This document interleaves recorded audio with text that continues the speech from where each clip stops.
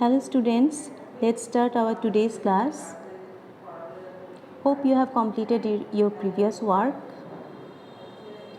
Now can you remember this? Yes, these are the molecular formula of some compounds or elements, like here the molecular formula of hydrogen you can see, then water, ammonia and methane. So today we are going to learn how to write this molecular formula. Our today's topic is Experience 5, our laboratory, session 9, and we are going to learn the rules for writing chemical formula, actually molecular formula we will say, and we will use valency for writing that.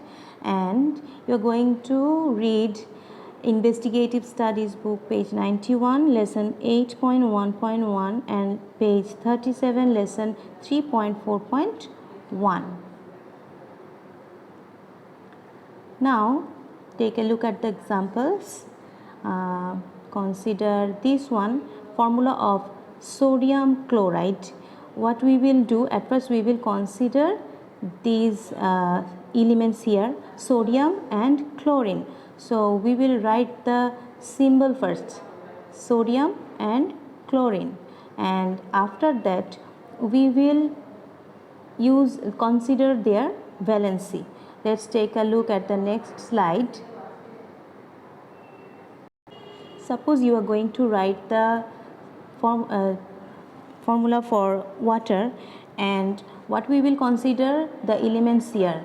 The elements here are hydrogen and oxygen, and the symbol for hydrogen is capital H, symbol for oxygen is capital O.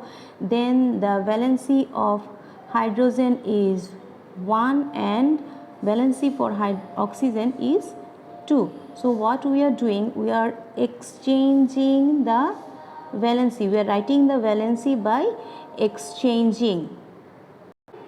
Let's go to our next slide. Here you see we have written here the formula for carbon dioxide.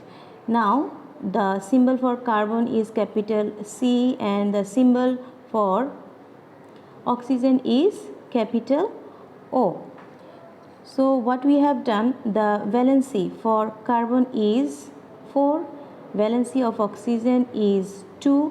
Then we have written the valency by exchanging, like 2 beside carbon and 4 beside oxygen. So the formula is becoming C2O4.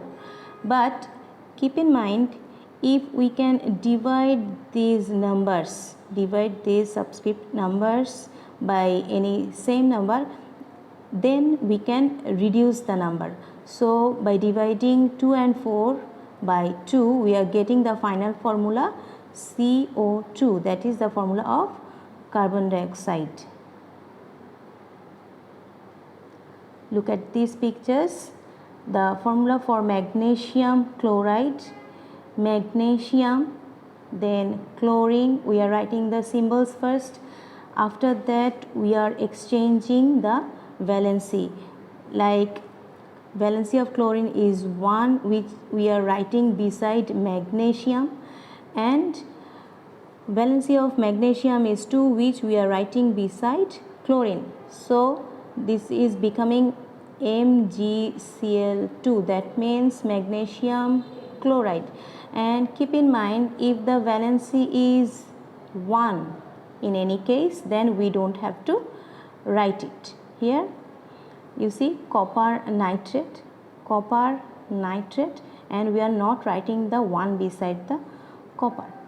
But you see this type of formula, copper nitrate or calcium carbonate, what about this form, this structure, what are they? These are called radicals. You see, these are group of elements actually, and they stay in the nature and function just like one single element. Like if you consider ammonium, it will function like it is a single element, and it works actually as a group. We can't separate them during the reaction, and these free radicals, ammonium carbonate and nitrate, etc., etc., they are also having their own valency. So for writing the formula, chemical formula or molecular formula for this type of radicals, we also consider their valencies. Here you see, for writing the molecular formula of any ionic compound, if the compound is ionic, then at first you consider the positive and negative ion, that is the cation or anion. And what we have to do after considering the cation or anion, we have to place the cation at first, after that we will place the anion, and then we will exchange their valency. We are exchanging the valency. 2 is coming here and 1 is coming beside this one. That's how we are writing the molecular formula for the ionic compounds. See again, magnesium bromide, this is a cation. Magnesium, it's donating 2 electron and becoming the positive ion, and bromine, it's taking 1 electron and it's becoming anion, and then it's forming magnesium bromide. So we are placing the cation at first, after that we are placing the anion and considering their valencies.